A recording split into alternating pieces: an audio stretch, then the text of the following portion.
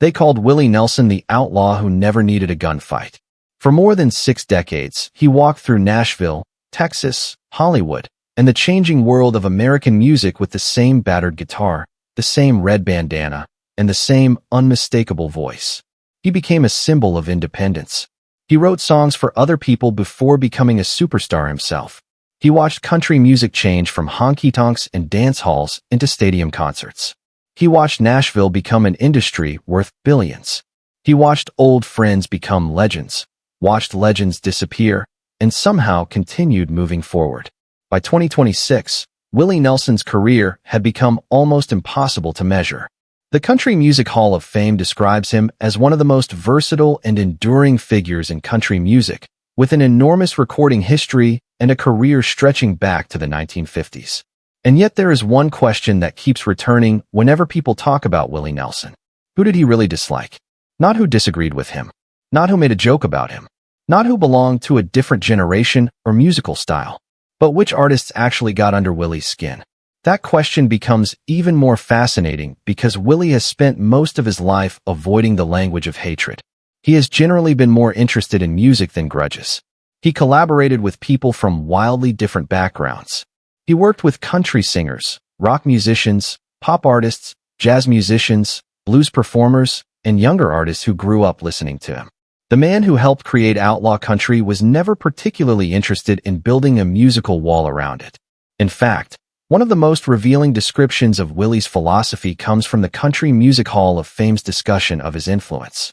Jamie Johnson recalled that Willie treated musical styles as having room for everybody rather than insisting there was only one correct version of country music. So the headline needs a little explaining. There is no reliable evidence that Willie Nelson has publicly produced a definitive list of 7 artists he hated the most. And that is exactly what makes this story interesting. Because when the mythology is stripped away, we discover something more complicated than a celebrity feud. We discover disagreements. Different definitions of authenticity, political differences, creative clashes, and, in some cases, friendships that were so complicated that outsiders could easily mistake distance for hatred. So instead of inventing conversations Willie never had, let's look at 7 artists whose relationships with Willie Nelson reveal the most about the man behind the legend. And the 7th name may be the most surprising of all. Toby Keith and Willie Nelson represented 2 very different versions of country music.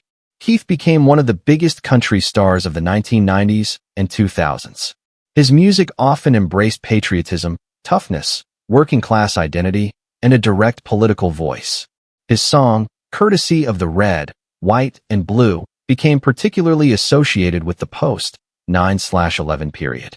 Willie Nelson, meanwhile, had spent decades building a very different public identity. He sang about peace. He supported Farm Aid. He became associated with causes that frequently put him outside mainstream political expectations. But difference does not automatically equal hatred. That distinction matters.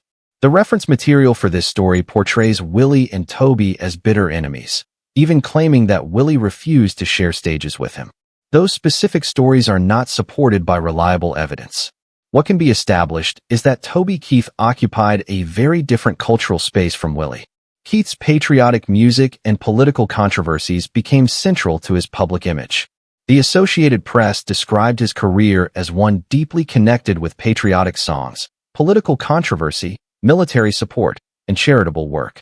Willie, by contrast, became famous for refusing to fit comfortably inside one political box. That difference is worth remembering, because Willie himself has always been difficult to categorize. He could perform a traditional country song one night and a jazz standard the next. He could sing about America while simultaneously criticizing the political establishment. He could perform for people who disagreed with him politically without necessarily treating them as enemies. That is why the claim that Willie hated Toby Keith is too simple. The more interesting story is what their contrasting careers tell us about country music. Toby Keith represented the enormous commercial power of modern country. Willie represented the freedom of the outsider. Both could claim authenticity. They simply defined it differently. And Willie had learned a long time ago that music did not need to settle every political argument. Sometimes the song could speak for itself. If there is one name that seems almost designed to create a fictional Willie Nelson feud, it is Garth Brooks. The two artists came from very different eras. Willie became a major figure through the outlaw country movement of the 1970s. Garth Brooks exploded onto the country scene in the late 1980s and early 1990s, helping transform country concerts into enormous arena events. To someone looking for a dramatic story, the contrast is irresistible. The old outlaw versus the new superstar. The battered guitar versus the giant stadium. The Texas songwriter versus the entertainment phenomenon. But reality is far less dramatic. Garth Brooks has spoken positively about Willie Nelson. In a 2010 CNN interview, Brooks was asked directly about Willie and answered that he liked him. The interview also discussed a recording involving Willie Nelson. That alone destroys the idea that there is a documented hatred between the two men. And yet their careers tell us something fascinating. Willie and Garth represented different stages in the evolution of country music. Garth's enormous success demonstrated just how large the country audience could become. Willie's career demonstrated that an artist could survive without surrendering completely to the industry's expectations. One built massive arenas. The other helped create the outlaw philosophy. But neither had to destroy the other. In fact, Willie has repeatedly demonstrated that he respects musicians who bring something genuine to their work. The reference script attempts to create a rivalry by imagining Willie criticizing Garth's arena style. There is no need to invent such a confrontation. The real story is better. Willie Nelson survived the rise of artists like Garth Brooks because he never depended on a particular version of country music staying popular. His music could change. His audience could change. The industry could change. Willie could simply keep playing. That may be one of the greatest secrets of his longevity. He never needed to win the argument. He only needed to keep writing songs.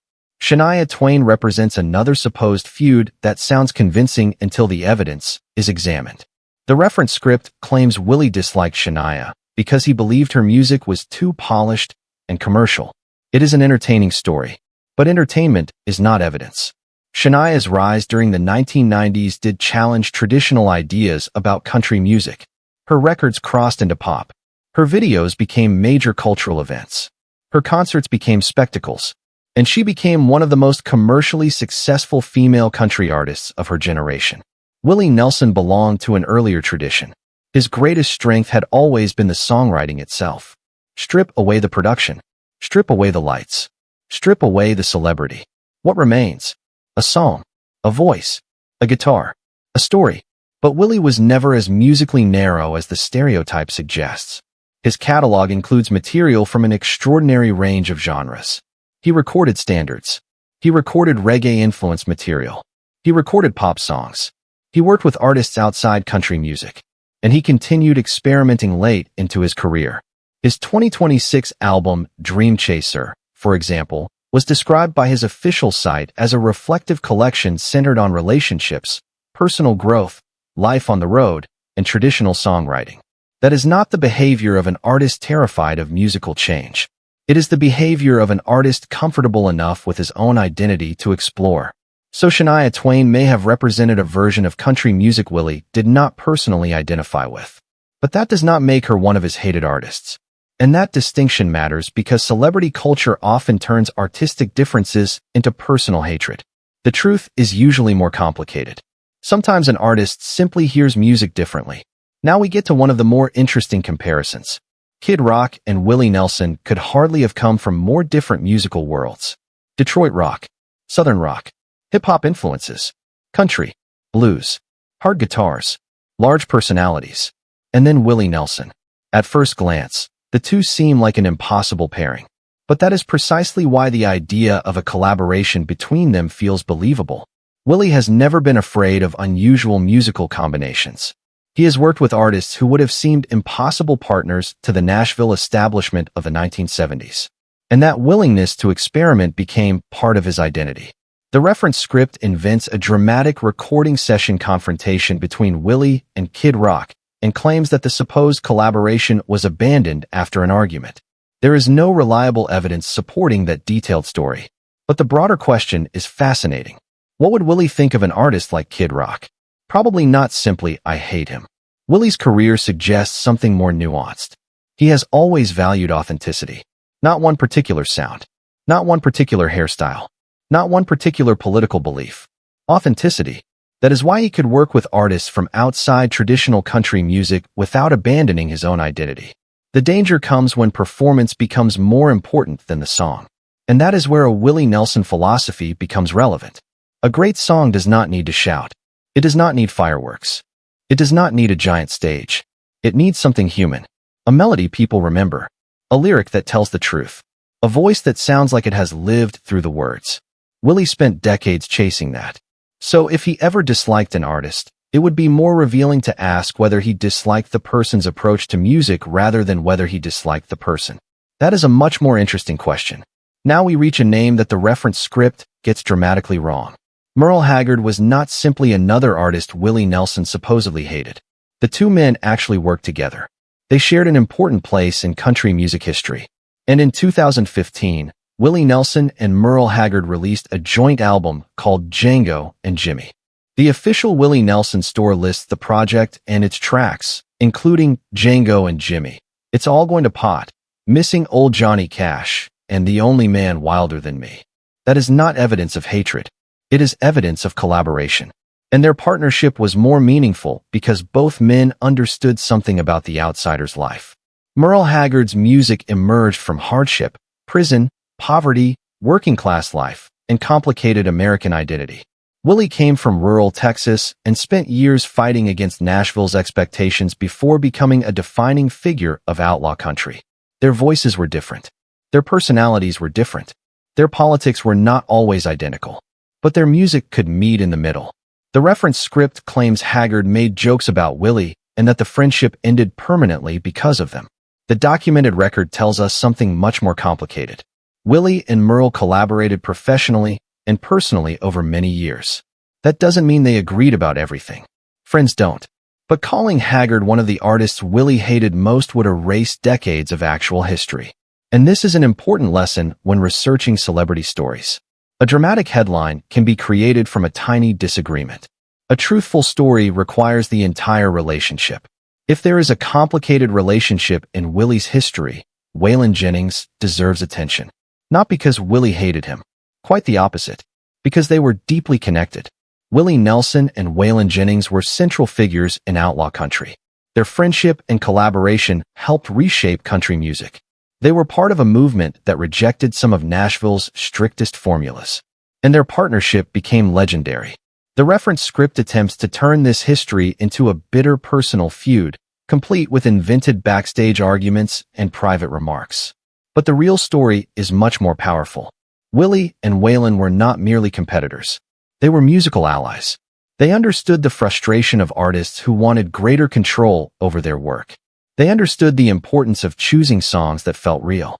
They understood that country music did not have to be polished until all of its rough edges disappeared.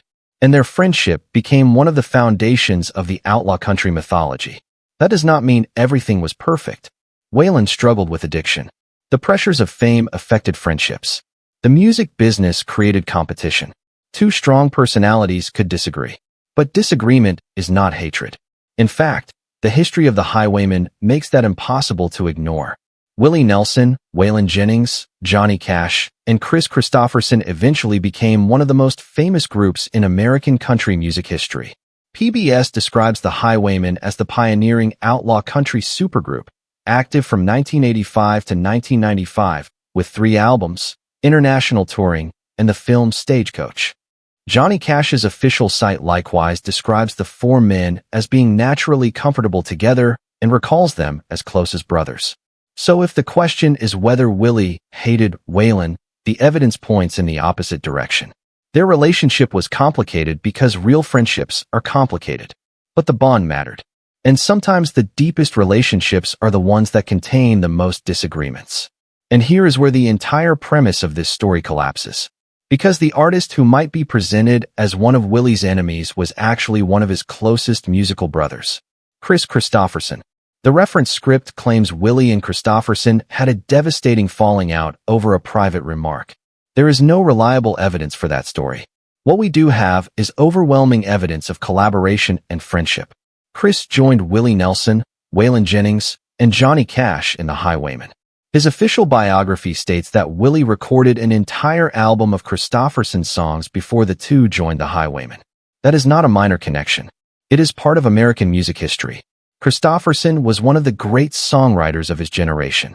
He wrote with literary ambition. His songs were often vulnerable, complicated, political, romantic, and deeply human. Willie understood that language. He understood the songwriter's world. And that shared respect helped create one of the most important friendships in country music. Kristofferson himself spoke warmly about Willie and the other Highwaymen.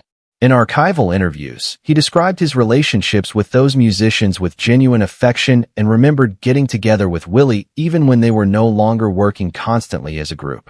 That is why the fictional feud is so unnecessary. The truth is already fascinating. For men who had individually survived years of uncertainty became a musical supergroup. They were older. They had already experienced success. They had nothing left to prove.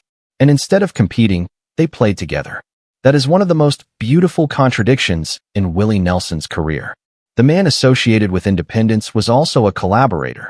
The outlaw was also a friend. The rebel was also a bandmate. The legend was still willing to listen. Maybe the answer is nobody. At least not in the way the headline suggests. Willie Nelson's life does not fit neatly into a list of enemies. He has disagreed with people. He has had difficult relationships. He has walked away from situations. He has experienced betrayal. He has watched friendships change. But hatred is a much stronger word. And Willie has generally presented himself as someone more interested in moving forward than keeping score. That philosophy may explain why his career has lasted so long. His official website currently lists him continuing to tour in 2026, including dates throughout August and a Farm Aid performance scheduled for September.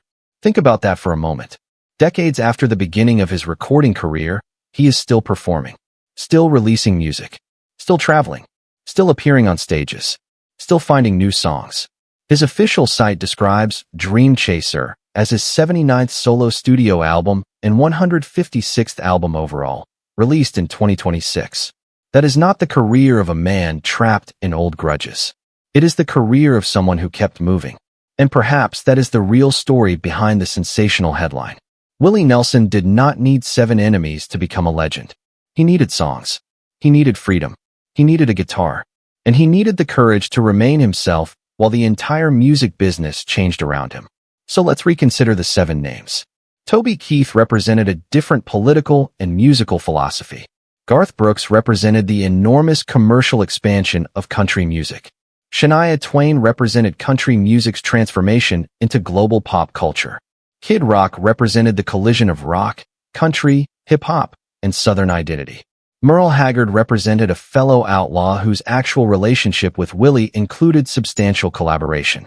Waylon Jennings represented one of Willie's closest musical partnerships. And Kris Kristofferson represented one of the deepest friendships in Willie's musical life. None of that makes for a simple 7 artists Willie hated list, but it makes for something better. A portrait of a man who spent his entire life surrounded by people who disagreed with him, challenged him, influenced him,